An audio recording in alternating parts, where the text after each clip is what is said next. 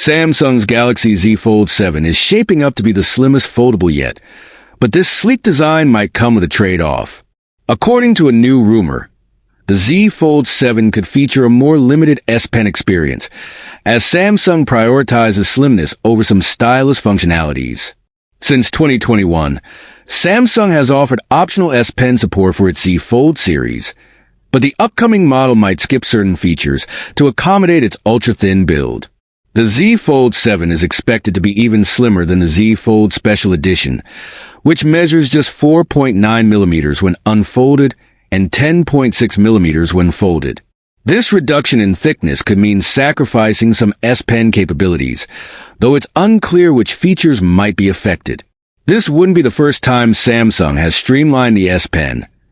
The Z Fold 5 and Z Fold 6 already lack Bluetooth functionality, reserving it for the pricier S Pen Pro.